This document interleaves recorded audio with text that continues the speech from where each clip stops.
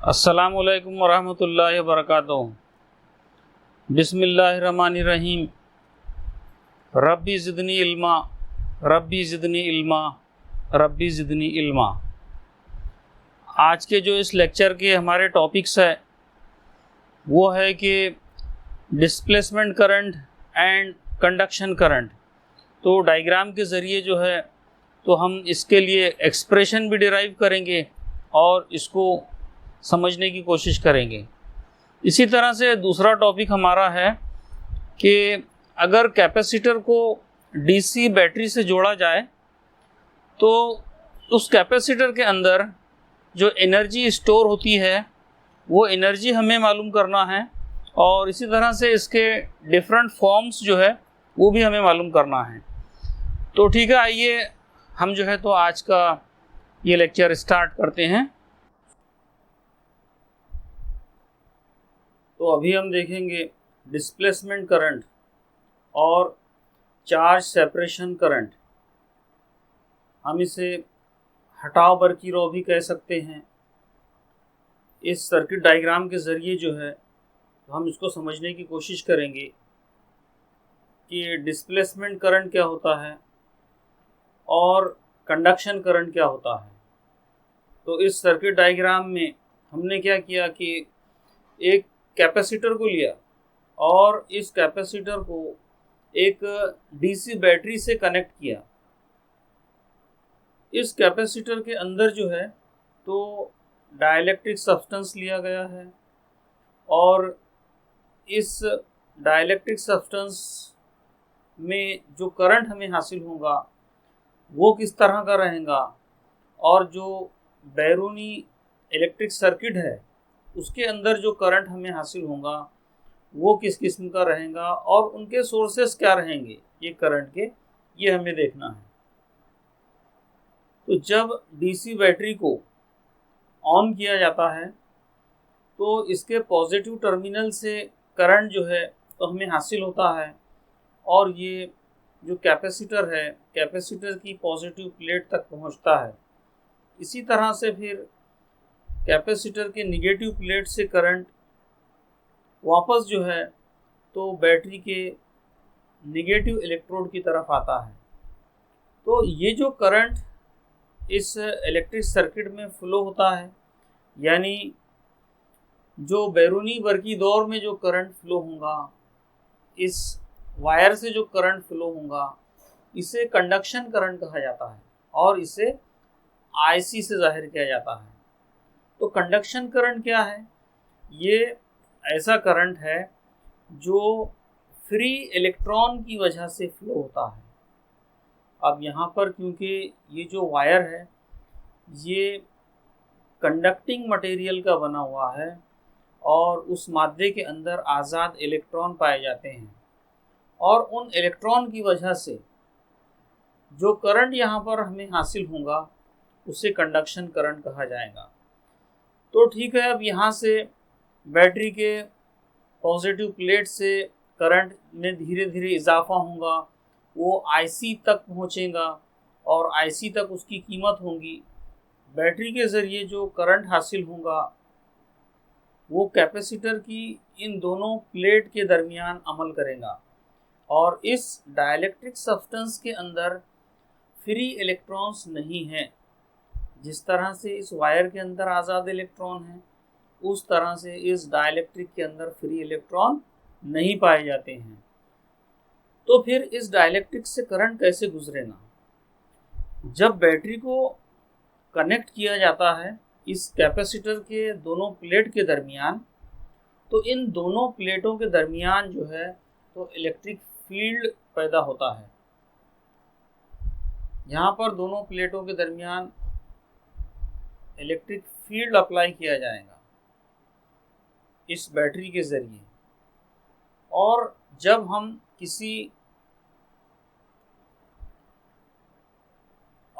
हम किसी डाइलेक्ट्रिक पर बैरूनी इलेक्ट्रिक फील्ड अप्लाई करते हैं तो क्या होता है? उस डाइलेक्ट्रिक के अंदर जो है तो पोलराइजेशन का अमल होता है। हम इस डायग्राम के ज़रिए इसको समझ सकते हैं। ये देखिए यहाँ पर आपको जो डायग्राम नज़र आ रही है, इस बी डायग्राम के अंदर आप देखिए, इसके अंदर जो एक्सटर्नल इलेक्ट्रिक फील्ड है it is not equal to zero, यानी यहाँ पर बैरूनी फील्ड लगाया गया है, जिसकी वजह से ये जो डाइलेक्ट्रिक सब्सटेंस है इसके जो मॉलिक्यूल्स है उनमें पोलराइजेशन का अमल होगा, यानी उनके जो चार्जेस है, जो पॉजिटिव निगेटिव चार्जेस का जो सेंटर है वो एक दूसरे से सेपरेट होना शुरू होंगे। अब यहाँ पर चार्जेस जो है तो एक दूसरे से सेपरेट होंगे, तो क्या होगा कि उसकी दोनों साइड में जो है तो चार्जेस हासिल होंगे, एक साइड में पॉजिटिव और दूसरी साइड में निगेटिव। इस तरह से चार्जेस उसकी दोनों जानिब हासिल होंगे। और अब इसके अंदर जो है तो करंट फ्लो होगा, क्योंकि अब यहाँ पर जो है तो चार्जेस के अंदर हटाव पैदा हुआ। जब चार्जेस सेपरेट होंगे, चार्जेस के अंदर हटाव पैदा होगा, तो वहाँ पर हमको करंट मिलेगा, और उसी करंट को जो है तो डिस्प्लेसमेंट करंट कहा जाता है। तो डिस्प्लेसमेंट करंट फिर क्या है? चार्जेस के सेपरेट होने की वजह से जो करंट हमें हासिल होगा उसे डिस्प्लेसमेंट करंट या चार्ज सेपरेशन करंट कहा जाता है, और इसे ID से रिप्रेजेंट किया जाता है। अब हम यहाँ पर देख रहे हैं कि डिस्प्लेसमेंट करंट हमें क्यों हासिल हुआ, क्योंकि हमने इस डाइलेक्ट्रिक के अतराफ इलेक्ट्रिक फील्ड अप्लाई किया, और उस इलेक्ट्रिक फील्ड की वजह से पोलराइजेशन का अमल हुआ, और पोलराइजेशन की वजह से चार्जेस डिस्प्लेस हुए, चार्जेस के अंदर हटाव पैदा हुआ, और इस तरह से हमें जो है तो डिस्प्लेसमेंट करंट हासिल हुआ।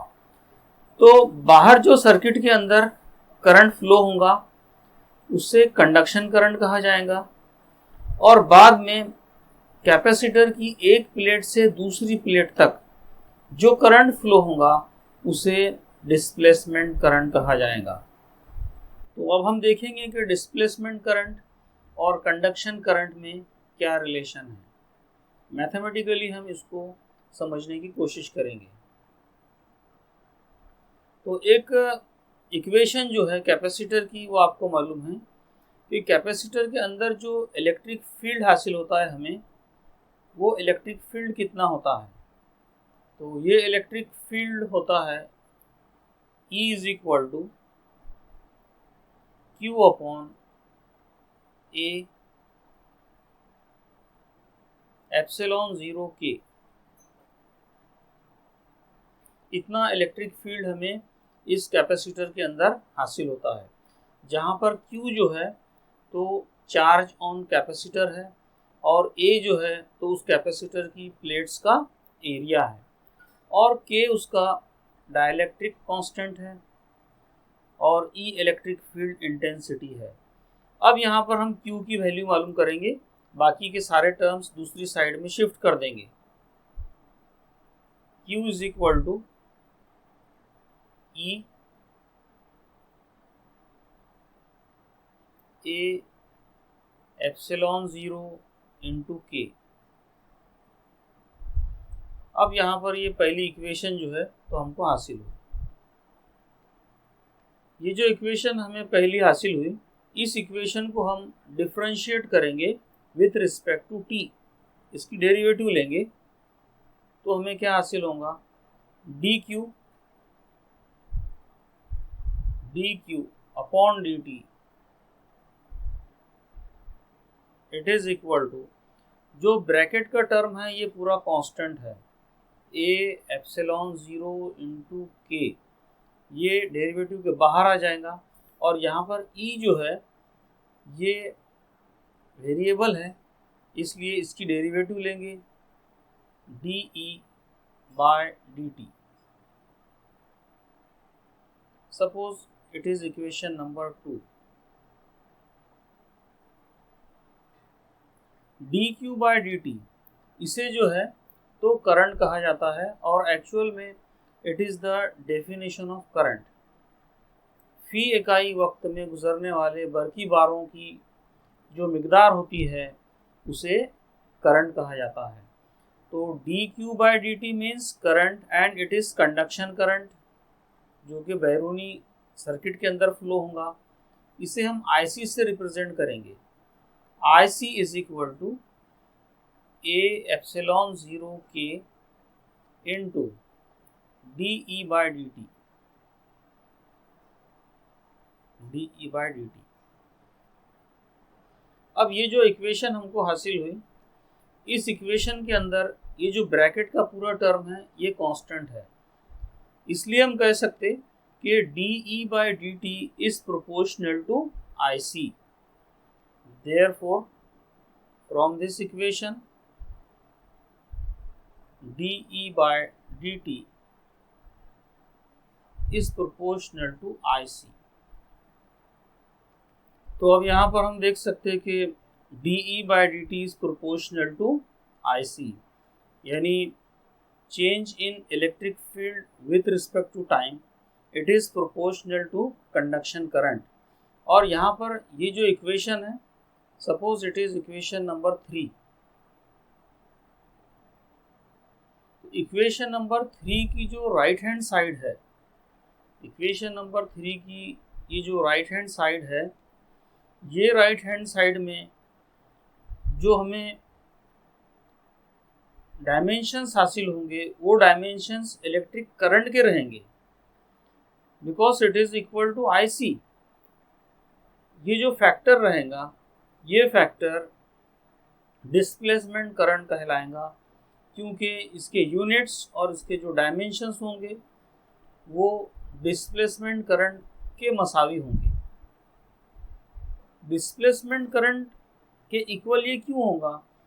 क्योंकि change in electric field with respect to time produces polarisation and polarisation produces displacement current.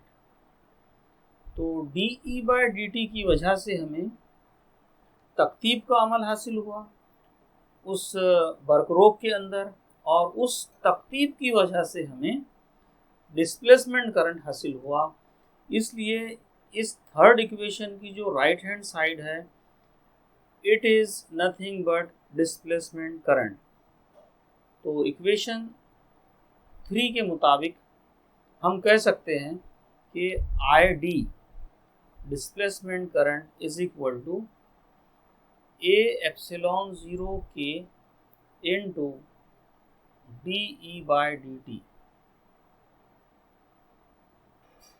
तो अब यहाँ पर suppose it is equation number 4, और 3 और 4 इक्वेशन पर से हम कह सकते कि IC is equal to ID।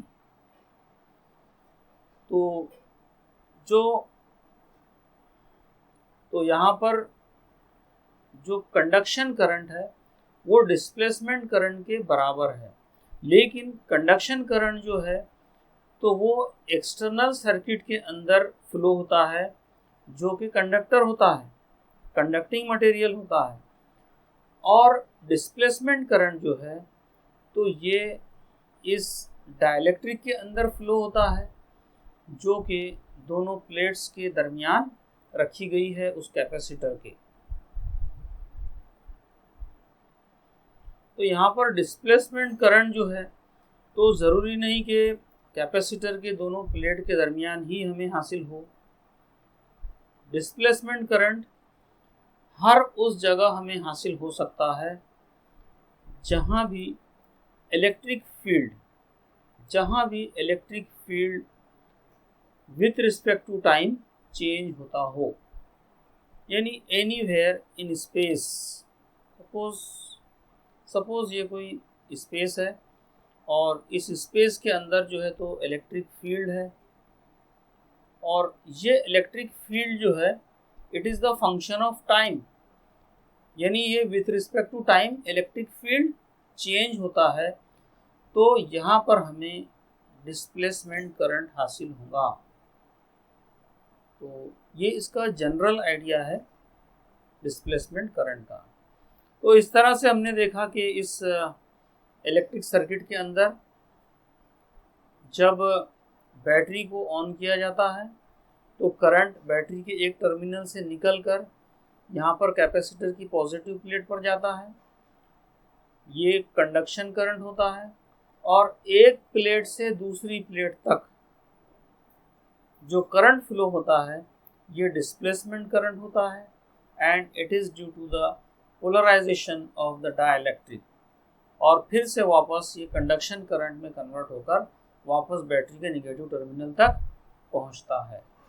So this is the difference between conduction current and displacement current and the general idea about the displacement current. तो अब हम देखेंगे energy stored in a capacitor. जब कैपेसिटर को डीसी बैटरी से जोड़ा जाता है तो कंटिन्यूअसली हम जो है इसमें इलेक्ट्रिकल एनर्जी जो है इसको स्टोर कर सकते हैं, और इसके अंदर जो एनर्जी स्टोर होंगी वो कितनी होंगी ये हमें देखना है। तो सर्किट डायग्राम के ज़रिए जो है तो पहले हम इसको समझेंगे। तो सपोज़ यहाँ पर ये एक कैपेसिटर लिया गया है और इसकी कैपेसिटी C है और V पोटेंशियल का एक डीसी सोर्स इसको कनेक्ट किया गया है, यानी डीसी बैटरी जो है तो इसकी दोनों जो प्लेट्स है उससे इसको कनेक्ट किए यहाँ पर। तो जब हम कैपेसिटर को इस बैटरी से जोड़ेंगे तो क्या होगा, कैपेसिटर पर जो है तो इस बैटरी के ज़रिए वर्क होगा और वो वर्क जो है इसके अंदर इलेक्ट्रिकल एनर्जी के तौर पर जो है तो जमा रहेगा, और उस एनर्जी के लिए फार्मूला जो है तो हमें मालूम करना है और उसे डिफरेंट फॉर्म में जो है तो दिखाना है कि अलग अलग सूरतों में ये फार्मूला क्या हो सकता है। अब यहाँ पर जब हम बैटरी को ऑन करेंगे तो क्या होगा कि जो बैटरी का पॉजिटिव टर्मिनल है, इस बैटरी के पॉजिटिव टर्मिनल से एक इलेक्ट्रॉन को लेकर हम इस कैपेसिटर की एक प्लेट तक ले जाएंगे और फिर एक प्लेट से दूसरी प्लेट तक उस चार्ज को ले जाएंगे और फिर वापस वो चार्ज जो है तो दोबारा यहाँ पर नेगेटिव प्लेट पर आकर जमा होगा।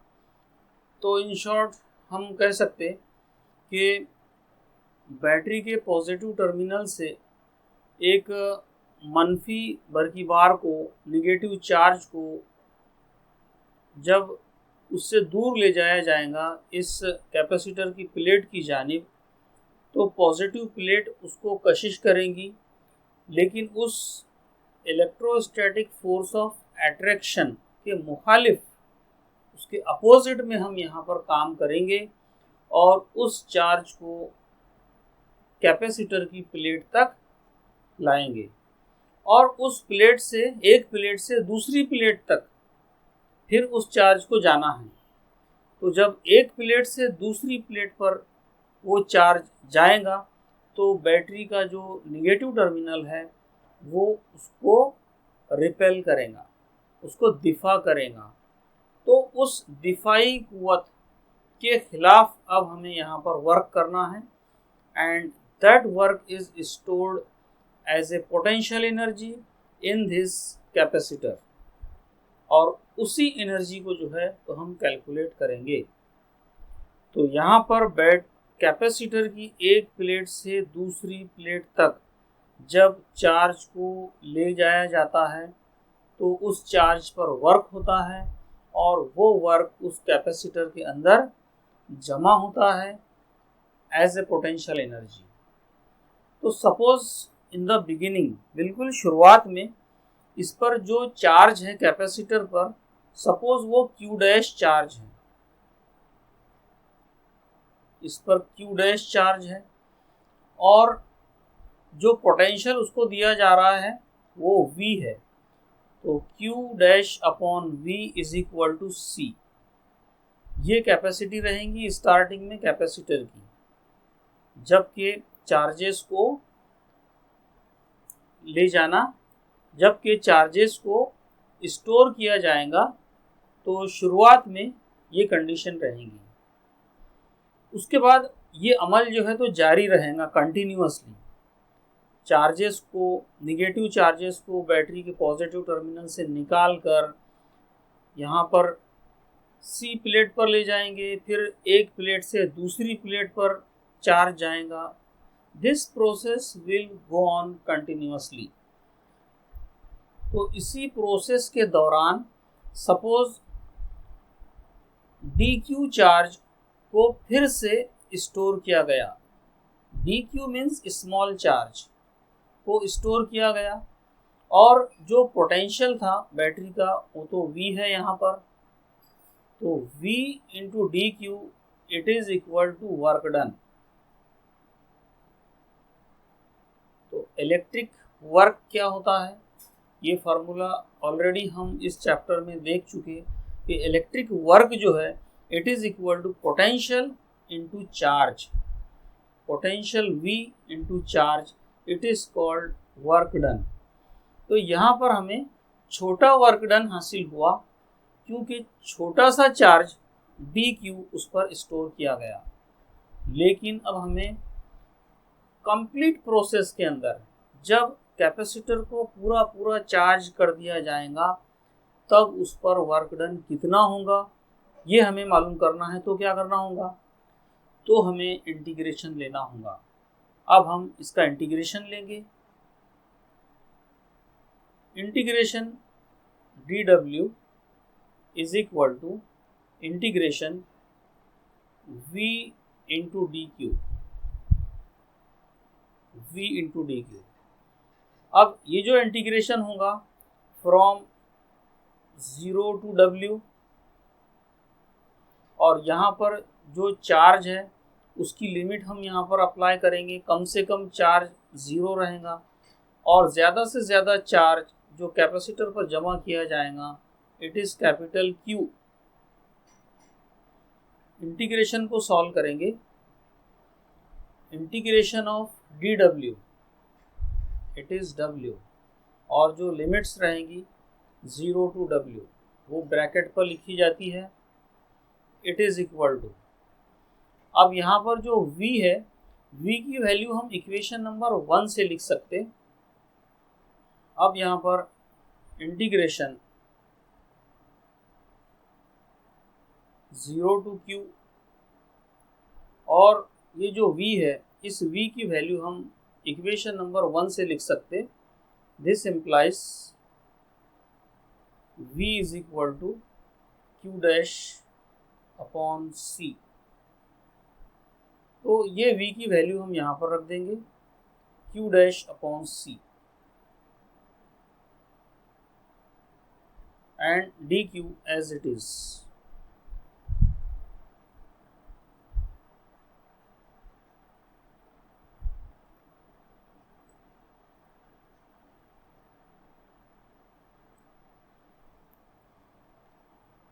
इस इंटीग्रेशन यहाँ पर अब हम W की लिमिट रखेंगे। तो पहले अपर लिमिट रखेंगे W minus lower limit 0, it is equal to C constant है 1/C इंटीग्रेशन के बाहर,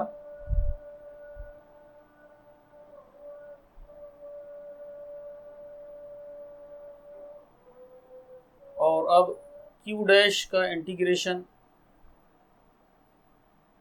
Q डैश स्क्वायर अपॉन 2,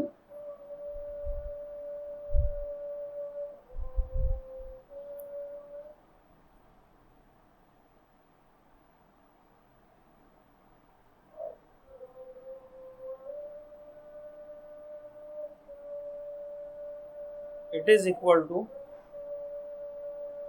ये 2 जो है ये भी बाहर आ सकता है, 1/2C इंटीग्रेशन की लिमिट यहाँ पर रखेंगे हम, यहाँ पर लिमिट रखेंगे ब्रैकेट की क्यू डैश की जगह पर हम क्यू रखेंगे पहले, अपर लिमिट, तो ये होगा क्यू स्क्वायर माइनस, अब क्यू डैश की जगह पर हम 0 रखेंगे, यानी lower limit 0 square,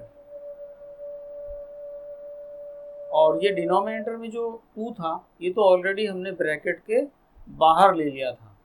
it is equal to, अब इस ब्रैकेट में बचा सिर्फ क्यू स्क्वायर, तो Q square upon twice C and it is equal to W. तो अब यहाँ पर जो कैपेसिटर पर वर्क डन हुआ, ये वर्क डन उसमें पोटेंशियल एनर्जी के तौर पर जमा होता है, इसलिए हम इसे एनर्जी से जाहिर कर सकते हैं। U is equal to Q square upon twice C. तो ये जो है एनर्जी की पहली सूरत हमें हासिल हुई। अब हमें इसकी दूसरी सूरतें हासिल करना है। एनर्जी की दूसरी सूरतें हासिल करने के लिए हमारे पास कैपेसिटर का एक वेल नोन फार्मूला है, और वो है Q is equal to C V. Q is equal to C V, ये फार्मूले का हम यूज़ करेंगे। इक्वेशन नंबर ए के मुताबिक, equation A implies U is equal to Q square, और Q मीन्स सी वी, तो C V square upon twice C, upon twice C, it is equal to C square V square upon twice C. अब यहाँ पर एक सी cancel होगा, और यहाँ पर हमको मिलेगा, और यहाँ पर हमको मिलेगा U is equal to 1/2 C V square. तो it is equation number B. तो यहाँ पर दूसरी सूरत जो है कैपेसिटर की एनर्जी की हमको हासिल हुई। पहला जो फार्मूला था ए, इसमें V को एलिमिनेट किया गया था, दूसरे फार्मूले के अंदर Q को एलिमिनेट किया गया है, और अब हमें C को हटाना है, C को एलिमिनेट करना है। तो यही जो इक्वेशन बी है, इसको हम कंटिन्यू करेंगे। Equation B implies U is equal to 1/2 C,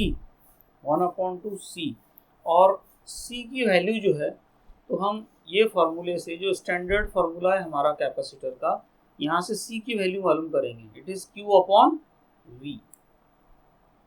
तो C मीन्स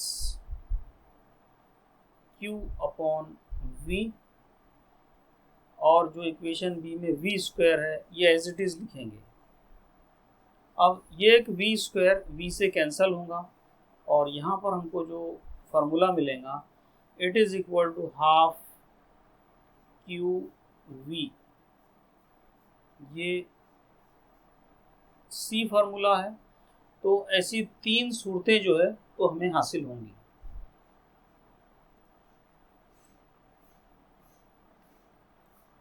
अब ये तीनों फार्मूले जो है ए, बी और सी, हम इनको एक साथ एक इक्वेशन में रिप्रेजेंट करेंगे। Therefore, U is equal to Q square upon twice C. It is equal to equation B, half CV square. It is equal to equation C, half QV. अब ये जो एनर्जी का फार्मूला है, ये 3 different form में जो है तो हमने एनर्जी को हासिल किए। ये आपको याद रखना है फार्मूला। बहुत ज़्यादा प्रॉब्लम्स जो है तो इसके थ्रू आप सॉल्व कर सकते हैं, अभी स्टेट बोर्ड में भी और इवन इन नीट। तो ये था डेरिवेशन। कि how to calculate the energy stored in a capacitor.